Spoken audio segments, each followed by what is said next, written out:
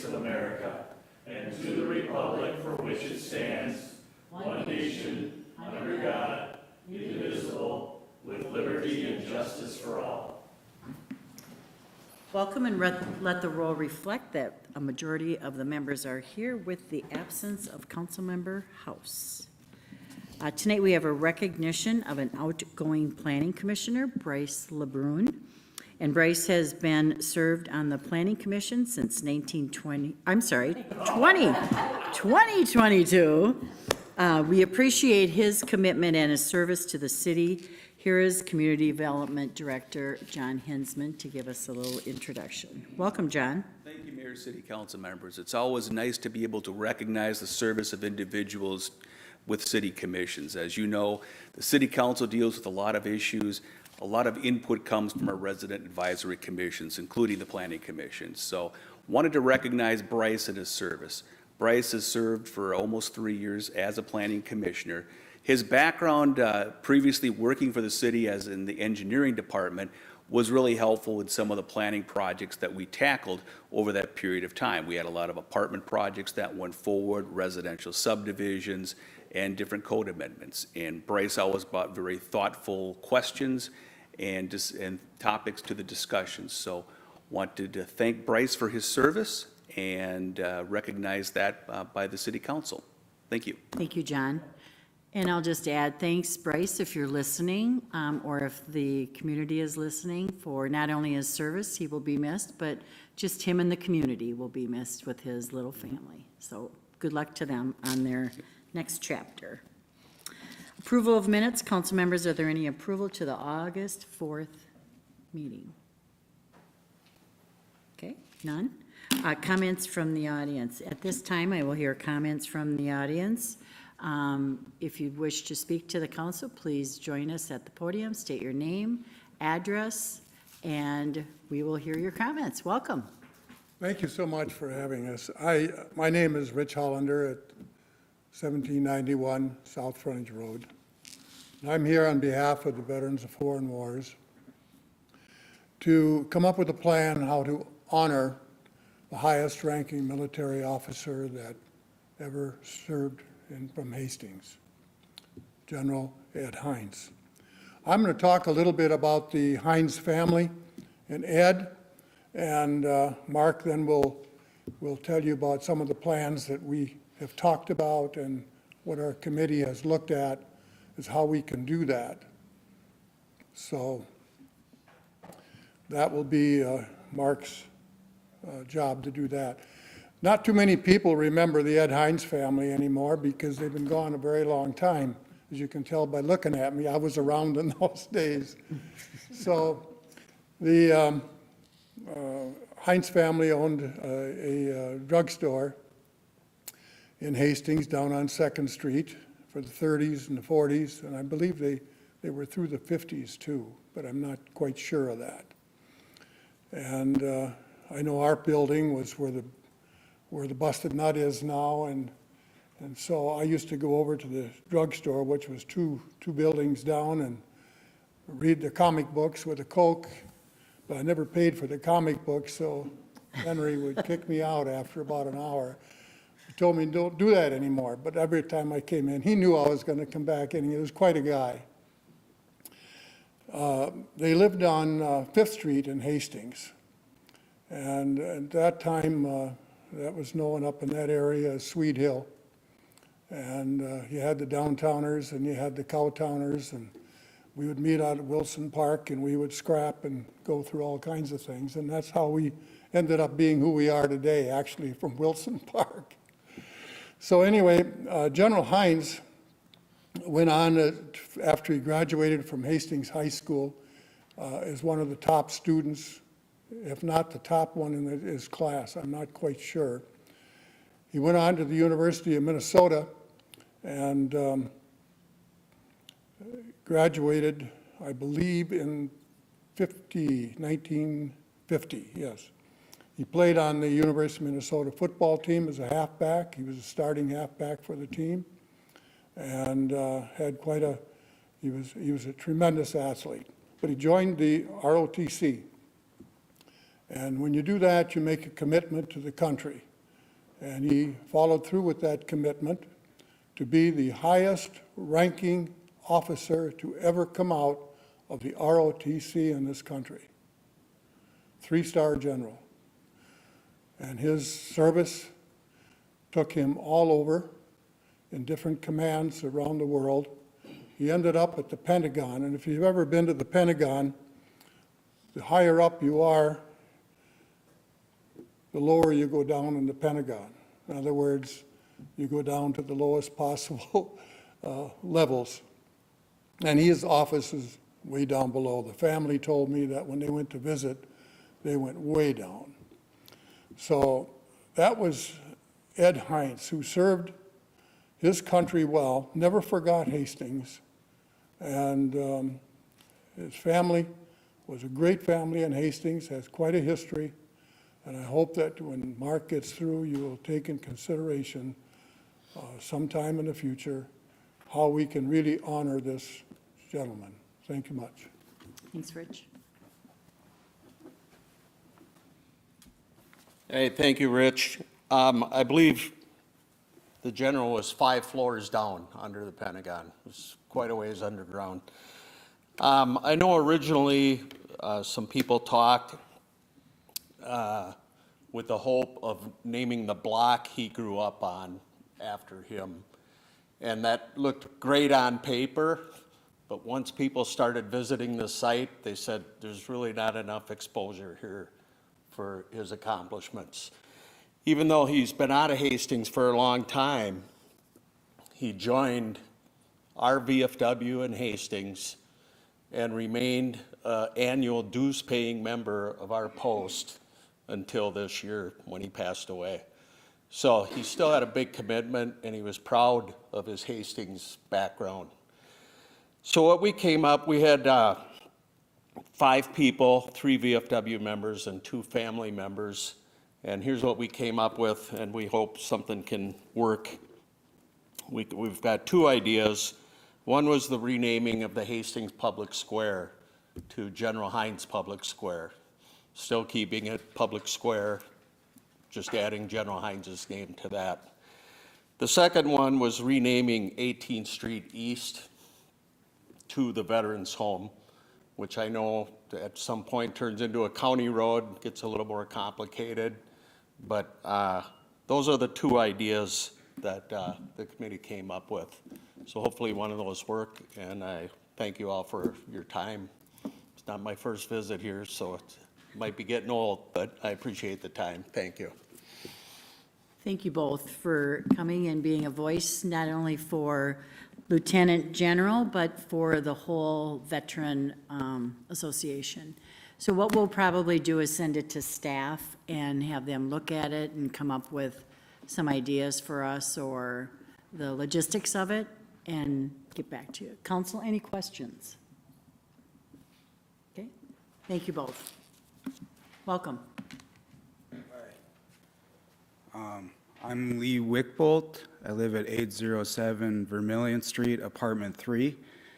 I'm just here to bring attention to the bike trail that's behind the Veterans Home that goes across that bridge with the padlocks and all that. There's some extremely inappropriate language that has been graffitied on the trail there, and I just want that to be brought to everybody's attention, whoever needs to take care of that. That's all I Great, have. thank you. Have a Thank you great for day. bringing it to our attention. You're welcome.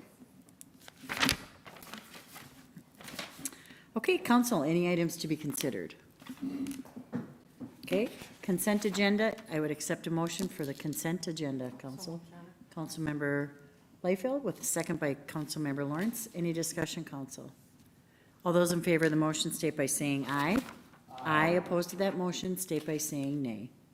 And that motion prevails. Tonight, we have a resolution for receiving bids and awarding contract for the Central Water Treatment Plant, the Raw Water Main Project. And we have with us tonight our Public Works Director, Ryan Stemsky. Welcome, Ryan. Thank you, Mayor, member of the council. Yeah, so this moves our PFAS journey into the construction phase. We've talked about the financing. A couple meetings ago, we had a 3M grant agreement approved. Tonight in the consent agenda item, we had some of the PFA, the final pieces of financing approved on consent. And so the next phase is moving into construction. So this central water treatment plant, the raw water main project, is bringing our water line from well number 7 so that it can go get treated at our central treatment plant at right next door to our nitrate treatment plant off North Frontage Road. These bids for that particular project were collected on June 25th. So we've had them for a little while now, getting the financing in place, but we've collected those bids. We had a lot of competitive bidders, so we actually had 5 bidders that are all high reputation, have worked in town, all of them. Our lowest responsible bidder was A1 Excavating. I've worked with A1 on projects, on neighborhood projects in town. They have great project management, they do great work, and they're doing a lot of these PFAS line extension in the East Metro, wrapping those up now in some of our neighboring cities. So they're very familiar with the topic, the work. They've got crews to handle both the directional drilling side and the open cut side. So we were excited with their competitive bid coming in about 11% under the engineer's estimate of this work. And so a couple other things, they are looking to start mid-September with an award tonight is when they would get going with that project. They've already had submittals turned into the city. We've reviewed a lot of those components of the project, hydrants and valves and piping and those kinds of things, so they can get those orders going with approval tonight. We're looking to put together resident communication this week, now that we have a little more information from the contractor, and getting out to those affected along the project, getting them information and getting our website ready for that mid-September start date. They plan to mobilize 2 crews, one crew working on the open cut work on 7th Street and another crew doing the directional drilling work at the same time on North Frontage Road. So they plan to be pretty efficient and hit the ground running. The work will inevitably finish up next spring or into summer, depending on where we get to with Mother Nature this winter, but definitely talked with them several times about not biting off more than we can chew with the season. We're gonna do things that leave our residents in a good spot at the end of the year, and we'll come and wrap up the project thereafter. So with all that, that's a little bit of A1's approach.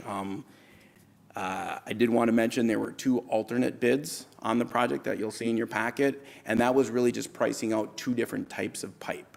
Both of these pipe types are industry standard. They meet our pressures. They are technically sound, but we wanted to see what the pricing of each one of them is, the PVC versus the HDPE pipe, just 2 different plastic types. And the award recommendation comes with alternate number 2 at a lower cost for, we think, the same benefit. So just best value. Going with the HDPE pipe is what you'll see there. So with all of that, staff recommends award to A1 Excavating for this contract in the amount of $3,059,757. With that, any questions, or look for a motion to approve? Thank you, Ryan. Any questions, council? Councilmember Liefeld. Again, with that 11% under. That's, what, do we know why? I mean, that's awesome, but You know, these plans have been carefully put together, very clear. I think we think through contractors mobilizing, and we have good relationships. Hastings always is very welcoming to our contracting community. Just developing that matters, right? People want to come down and work here, and so they pull our plans and they look at our projects and they bid them competitively, so. says something for your staff, so congratulations on that. With that, I'd like to make a motion to move forward in adopting the resolution awarding the contract to A1 Excavating and the base bid alternate number 2.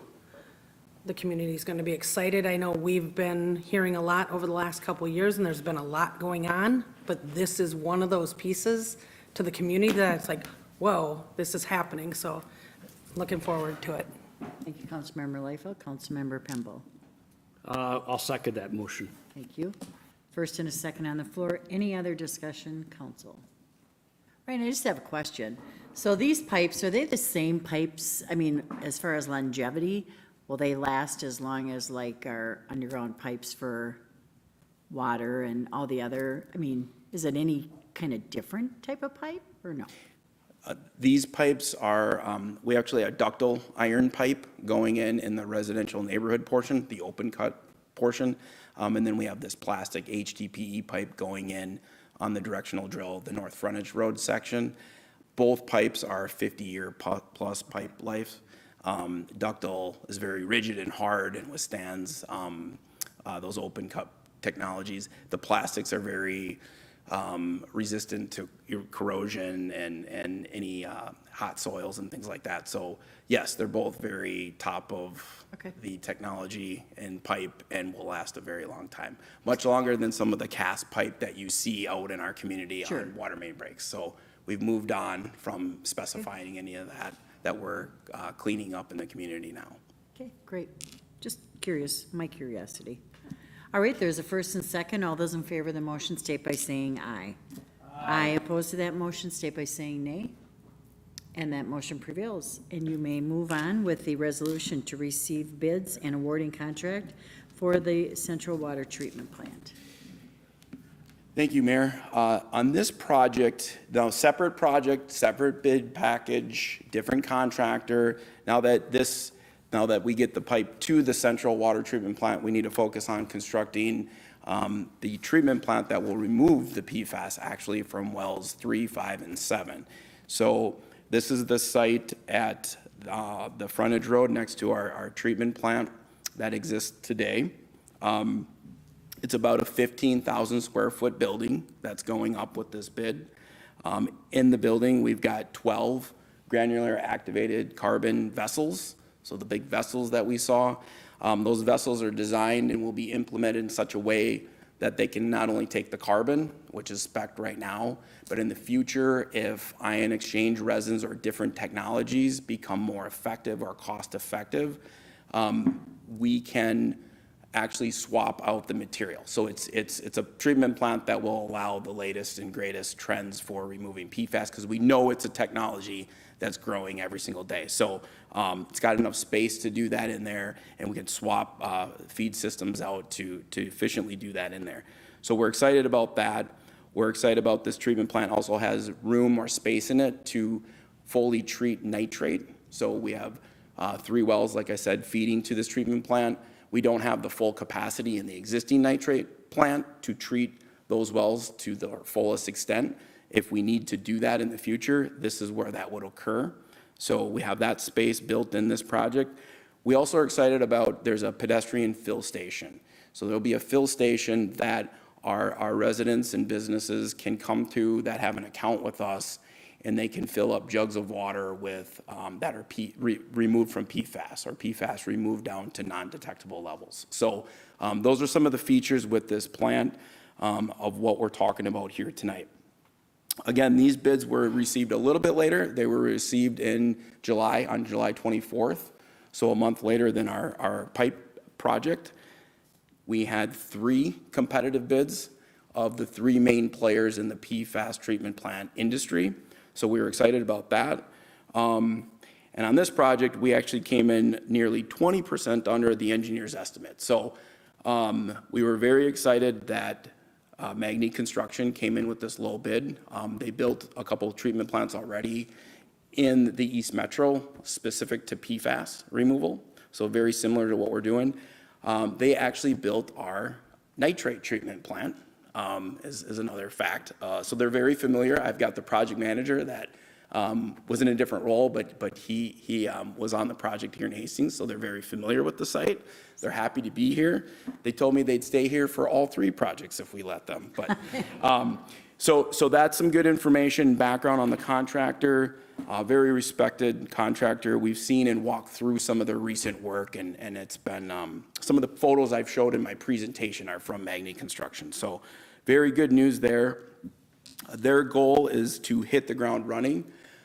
One thing with a treatment plant is there's a lot of permits and submittals and things of that nature in a pre-construction conference that we have to go through until we can get to actually knocking the building down out at the Carboni site. That particular building will be the first thing on the project will be demolition of that building. But I don't think crews will get in there till probably late September is probably what we're thinking. Again, depends on how the submittal process and the permitting process goes. In the meantime, they are looking to potentially mobilize a job trailer. That'll be the office for the project. That'll stand there the whole time, and some large pieces of equipment on that site. So you'll start to see things like that coming onto the site. We intend to have our architects put a big sign up of the rendering, so it says future home of the central water treatment plant, so people will drive by, they won't be confused of when a crane comes there and other things, what's going on. If they haven't seen any information, we'll at least try to have it available for people as they drive by and have some curiosity. So with all of that, the one thing in the bid, it's kind of a complicated bid, but there are some things in there to know about. There's a $550,000 allowance that covers all the permitting fees.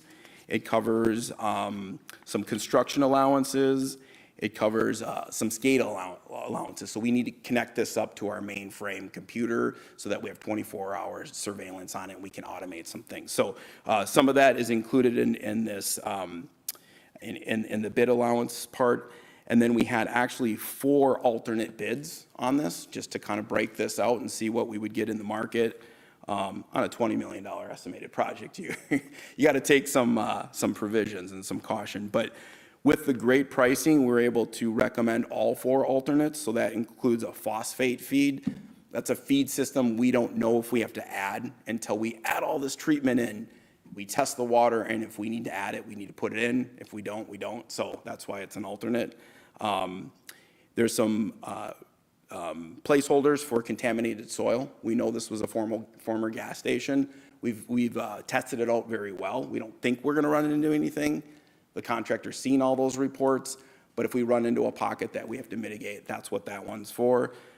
We have to go into and connect up the 2 treatment plants so they work together. So with doing some of that destructive work, we have some architectural improvements of the existing nitrate treatment plant, so they kind of all blend and work together. And then the pedestrian fill station itself is in one of those alternates. So with all that, we recommend award to Magny Construction and the 4 alternatives plus the base bid allowances, and the total contract amount of $388,800. That's a big number. It is a big number. And with that, we will take any questions or look for approval of the resolution. Thanks, Ryan. Any questions, Councilmember Verichoff? Thank you, Your Honor. Thank you, Ryan. I'm so glad to hear about the movement of all of this. We know that this has been years and years of research and work and planning from your office, from lots of folks up here, from lots of city staff. We know that when you know better, you do better, and I think that that's what the city is moving ahead and going to do with these PFAS water treatment projects. I'm just really glad to have this work beginning, and I'm thrilled, as I'm sure that other council members are, to hear about the idea of having a public filling station as people need it. I believe that was one of our council members' ideas up here on this dais, and I'm grateful for that as well. So I support this. I would make a motion to approve this resolution unless there are other comments. Thank you, Councilmember Verichoff. Thank you, Mayor. And Councilmember Lightfoot will second it. Any other discussion, council?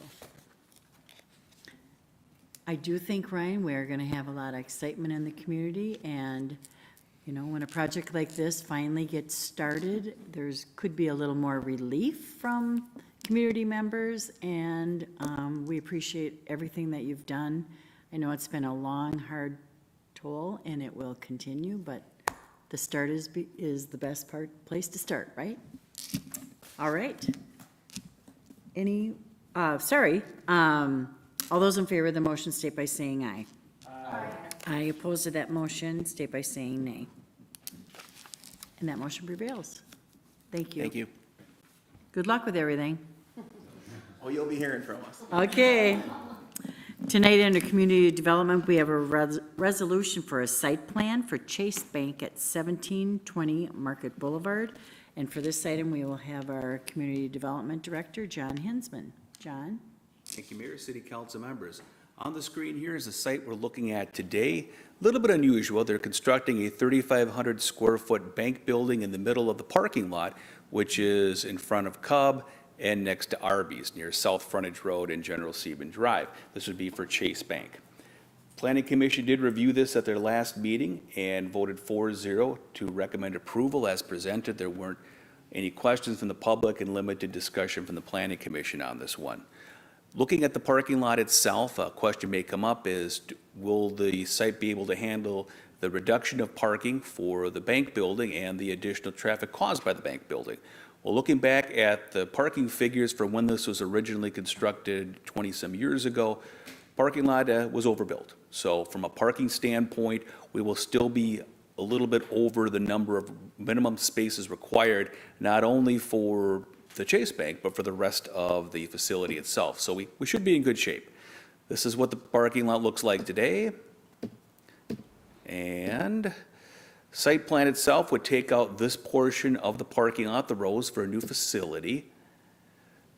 Internally, everything, there would be no new exterior entrances for drive purposes or so forth. We took a look at the internal logistics of the drive and made a few changes through concept plan review by our DRC and came forward with the plan we see today, which we support. And building itself would be a nice looking building combination between natural stone and some metal panels. Looking something like this. You may have seen other buildings like this constructed in other parking lots around the Twin Cities. I know nearest one I can think of is in Cottage Grove by Kohl's. They have a very similar type of facility. So I can stand for any questions you may have. Great, thank you, John. Councilmember Liefeld. Thanks, Your Honor. John, could you give just like a brief explanation to people listening as to how a business like this opens up? Because I'm really excited to hear all the people on Facebook who want to know why we need another bank. And this, how does it work? Explain briefly in your expertise how this, what's happening. Okay. Well, Councilmember, I can't delve too much into the economics if a bank is needed or not. But as far as the logistics of the plans itself, if somebody comes forward with a proposal to construct a new building, bank or otherwise, they'll generally come see my department and we'll look at a zoning code. Our zoning code establishes different types of uses for different types of zoning districts. In this district here, it's a commercial district with retail and service type businesses allowed, so that checks that box. Through the site plan, we take a look at the architecture of the building, landscaping, how traffic moves through the building, those type of impacts. We involve our engineering, building, fire department, parks department, different state, county agencies if that's necessary as well. So that's how we get to this point. Thank you, Councilmember Liefeld. Councilmember Verichov. Thank you, Mayor. Thank you, Councilmember Liefeld. I very much appreciate that question. It is one that I get very often from the public. Questions like, like exactly what you outlined, so I appreciate that, John. I did have two just really quick follow-up questions. When I was reading over my packet last night, did I see something in the planning process that there might be some solar that is involved in this? Yeah, they are looking to, excuse me, Councilmember, they're looking to have this building be LEED certification, incorporate solar panels into the construction onto the roof area. Wonderful. Glad to hear that. And then my second question, Mayor, may I continue? You may. Thank you. There are 2 clothing donation bins that are a part of that parking lot as well. I think that they're right around the same area. I know that they have like a 1-800 number because I've called before when they've been overflowing for them to come and get a pickup. I'm assuming that the city will reach out to them and see if they could be really located to another part of the parking lot, perhaps? Councilmember, I'll check into that. I'm uncertain what the plans are for that, but I'll follow up on that. I appreciate that. Thank you. Thank you, Councilmember Verichov. All right, Council, you? Yeah. I'll go ahead and make a motion to approve the resolution for the site plan as presented. Thank you, Councilmember Liefeld, and a second by Councilmember Beck. New discussion, Council. All those in favor of the motion state by saying aye. Aye. Opposed to that motion state by saying nay. And that motion prevails. Thanks, John. Council, any announcements? I have a few. First of all, we did have some storms that went through our community, so I'm very appreciative to the neighborly help that was done along with the city staff for clearing drains and storm-damaged trees over the weekend. As a reminder, residents, residential and business property owners are required to clean up and remove fallen branches and trees from their yards and from the boulevard. If a tree would happen to fall in the street, Public Works will take it off of the street, but it is your responsibility to get rid of the debris. We realize that this poses some hardship for some and are grateful for the community for stepping up and helping with their neighbors in this. What if you have a whole big pile of branches and all that, logs and everything, like what is the person supposed to do with that exactly? If you have a very large pile, That is the, how, they go in the dumpsters, so that's the homeowner's responsibility. just, okay, that's what I was wondering. Yes, it is.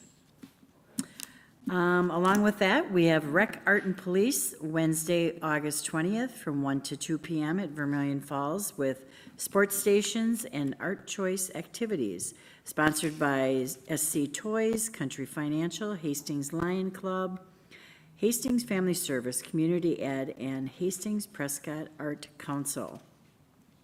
Summer Art Rec programs at Levy Park, Wednesday, August 20th, Story Time in the Park. The theme is Five Senses, a partnership with Pleasant Hill Library. Thursday, August 21st, Music and Market with Alma Andina, a salsa, cumbia, and Latin rock, supported by Ruth and George Doffing Charitable Fund. Tuesday, August 26th, Comedy in the Park with comic ventriloquist David Malberg, sponsored by Smead Manufacturing Company. Thursday, August 28th, Music and Market with Chelsea Drugstore, tribute to the Rolling Stones, supported by Ruth and George Doffing Charitable Fund. Hastings' 5th Annual Overdose and Fentanyl Poisoning Awareness Day is August 21st, presented by the Devin J. Noring Foundation in collaboration with United Way of Hastings and Our Savior's Lutheran Church. City offices will be closed September 1st in observance of Labor Day. Meetings, Tuesday, August 19th, 6 p.m., Finance Committee. Tuesday, August 19th, also 7 p.m., Heritage Preservation. Wednesday, August 20th, the Parks and Rec Commission meeting has been canceled, but there is a Finance Committee meeting at 6 p.m. Thursday, August 21st, Public Safety Advisory Commission has been canceled. Monday, August 25th, 7 p.m., Public Safety Committee. Also, Monday, August 25th, 7 p.m., Planning Commission. Wednesday, August 27th, 6 p.m., Parks and Recs Commission workshop. And Tuesday, September 2nd, 5:30, council, we have a budget workshop with a regular meeting following at 7 p.m. I would stand for a motion to adjourn. Councilmember Pemble? Councilmember Verichov? All those in favor of the motion state by saying aye. Aye. Opposed to that motion state by saying nay. And we are adjourned. Oh, that was a fast one.